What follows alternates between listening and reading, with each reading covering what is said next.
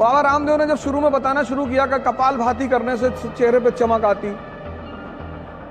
एक भाई साहब ने 1.25 घंटा कर लिया, किडनी पलट गई। बन की आदत है बड़े बड़े प्लान बनवाना, करना कुछ नहीं। तुम अगर उसके नेचर को देखो, वो प्लान बनाने में कंजूसी कभी नहीं करता। 10 दिन 1 किलोमीटर ही दौड़ो, 11वें दिन तुम उसे 2 कर दो। स्टेमिना डेवलप हुआ। ऐसे जीवन में भी करना है।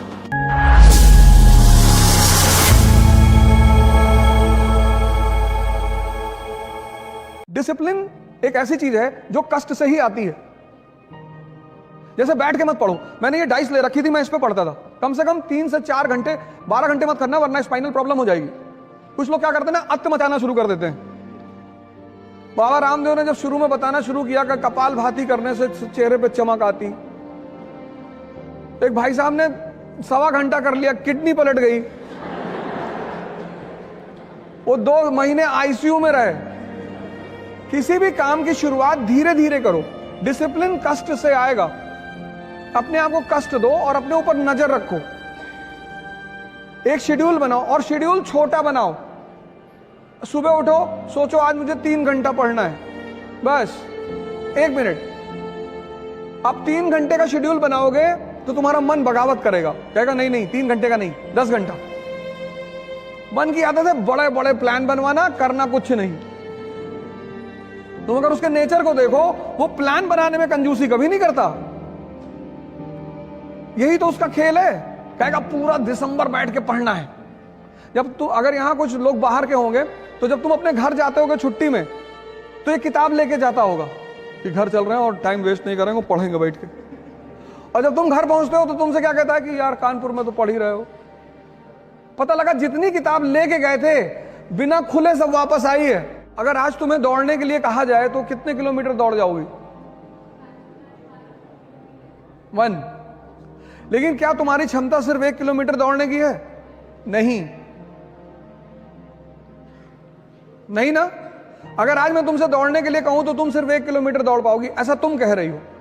लेकिन तुम्हारी क्षमता 50 किलोमीटर तक दौड़ने की है मिनिमम। बाकी तुम अब भद्रकाली का रूप ले लो और 100 किलोमीटर दौड़ जाओ। तो अब क्या करना है तुम्हें? अब सुनो क्या करना है। आज तुम 1 किलोमीटर दौड़ी, 10 दिन 1 किलोमीटर ही दौड़ो, 11वें दिन तुम उसे 2 कर दो। स्टेमिना डेवलप हुआ। ऐसे जीवन में भी करना है। छोटे छोटे वो बनाओ गोल। कहो 3 घंटा पढ़ेंगे, तो जब तुमने 3 घंटे का गोल बनाया और पढ़ गए 7 घंटा, कितना मजा आया उस दिन। जब भी तुम अपने टारगेट से बढ़कर काम करते हो, उत्साह बढ़ता है। और जब भी तुम अपने टारगेट से कम काम करते हो, उत्साह घटता है। तो जब तुम 10 घंटे का टारगेट बना के सिर्फ 3 घंटे पढ़ते हो और ये प्रक्रिया 2 महीने चलती है, तो तुम डिप्रेशन के शिकार धीरे धीरे होने लगते हो। इसलिए कम टारगेट बनाओ और ज्यादा आउटपुट निकालो और कष्ट दो अपने आप को। वही मैंने तब शब्द का इस्तेमाल किया, क्योंकि वो तुम्हारी अचीवमेंट होगी, कोई कर नहीं पाएगा। इस पे नजर रखने के लिए एक डायरी बगल में रखनी है। ये सब चीजें मैंने अभी कहा ना कि कुछ लोग क्या करते हैं, पहले दिन सारी ताकत झोंक देते हैं, ताव में कोई काम नहीं करना है। सीखने में टाइम लगता है, चाहे वो साइकिल चलाना सीखना हो और चाहे पढ़ना सीखना हो। उस टाइम तुम्हें देना ही पड़ेगा। साइकिल चला लेती हो? पहले दिन चलाने लगी थी? नहीं। जब तुम सीख जाओगी, अब तुम सीख गई तो हाथ छोड़ के भी साइकिल चला रही हो। एक डायरी अपने पास रखो, उसमें अपना नाम लिख के अपना डेवलपमेंट ग्राफ बनाओ और उस डायरी को भगवान की तरह पूजा करो उसकी। तुम्हारा शेड्यूल नहीं टूटना चाहिए। जैसे आज तुम्हें मूवी देखने जाना है तो तुम जाओ, लेकिन कल अगर तुम्हारा मूवी का शेड्यूल नहीं है तो भगवान भी अगर उतर के तुमसे कहे मूवी देखना जाना है तो तुम्हें नहीं जाना है। इसलिए बचपन में स्कूल में हमें एक बड़ी प्यारी चीज मिली थी, डायरी। डायरी मतलब डिसिप्लिन। तो ये काम करो, डायरी बनाओ और अपनी स्टेमिना को अपने हिसाब से आगे बढ़ाते चली जाओ। नहीं, देखो, जो आदमी सबसे प्रभावित हो रहा है, हमारी श्रीमती जी ने हमसे कहा कि यार एक बात बताओ, तुम में और मैं में बेसिक डिफरेंस क्या है? मैंने कहा तुम्हारी क्षमता ज्यादा है, लेकिन तुम्हारे काम करने का तरीका गलत है। बोली कैसे? मैंने कहा यार इतना टाइम लगा दो किसी चीज में, तुम कपड़ा खरीदने गई, अब कपड़े को पकड़ के ऐसे देख रही, कॉटन पैदा करती हो? नहीं नहीं नहीं।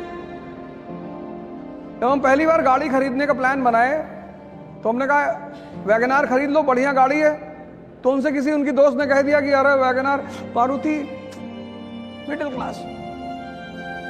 6 महीने तक कार ही नहीं आई घर में, कभी मारुति, कभी सेंट्रो, कभी ये कभी वो। फिर एक दिन मैंने उनसे कहा आओ, चलो आओ, फिर ले गए महिंद्रा के शोरूम में। इसीलिए तो इस देश में तुम संत रविदास को सुनो, मन चंगा, मन पे बात कर रहे हैं। तुलसीदास ने क्या कहा? जाकी रही भावना जैसी। ये मन तो तुम्हें हर बार तुम्हें शादी नहीं करने देगा। अगर 5-6 लड़कियां एक साथ खड़ी कर जाएं कि इसमें चुन लो, फिर डिस्टर्ब कर देगा तुमको कि नहीं ये नहीं। तुमसे खेल रहा है वो, एक पकड़ो, वो तुमसे खेल रहा है और तुम उसको मजा दे रहे हो, तुमसे मजा ले रहा है। कभी तुमसे कह रहा है हिंदी, रामधारी सिंह दिनकर बहुत बढ़िया। अब तुम दिन भर बैठ के सोच रहे हो कि हाँ यार रामधारी सिंह। यही तो मैं कह रहा हूं, डिसीजन लेना है तुरंत। जिस दुकानदार के पास जब जाते हो कोई सामान लेने, अगर वो सामान उसके पास नहीं होता तो पता क्या कहता है? साहब आजकल इसकी सेल नहीं हो रही है, बड़ी शिकायत आ रही साहब। आप साहब एक काम करो, आप साहब ये नया प्रोडक्ट है साहब बाजार में, बड़ा बढ़िया प्रोडक्ट है साहब। तुम उससे पूछो कि जो मैं मांग रहा हूं वो है? कि तुम बिस्लरी की बोतल मांगे, उसके पास नहीं है, कहेगा हिमालय का पानी ले लो। मैंने पूछा बिस्लरी है? कह रहा साहब बिस्लरी के पानी में बहुत शिकायत आ रही। मैंने कहा है कि नहीं? कहा भैया बिस्लरी नहीं। तो उसको मत खेलने दो, एक डिसीजन लो। और जितना बड़ा एम्बिशन होगा उतना बड़ा खतरा होगा। खेल रहा है तुम्हारे साथ, कल से मत खेलने देना। एनालिसिस करने के लिए बेसिक्स स्ट्रांग होनी चाहिए, पहली बात तो ये। उसके लिए तुम्हें एनसीईआरटीयां पढ़नी पड़ेंगी। अप्रोच करना ये होता है कि जैसे न्यूज़पेपर क्या है, मैंने भी एक वर्ड यूज किया, दर्पण। दर्पण तो अब कन्या विद्याधन योजना सरकार लेकर आई है, तो उस पर तुम लिखो क्यों। फिर विपक्ष क्या करेगा? विपक्ष उस विद्याधन योजना पर अपने मत रखेगा कि इसमें ये कमी है, इसमें ये कमी है। तो तुम्हें क्या करना होगा? एक तरफ सरकार का पक्ष निकालना होगा और दूसरी तरफ विपक्ष का, और दोनों को जोड़ लेना होगा। बस पिक्चर तुम्हारे सामने होगी।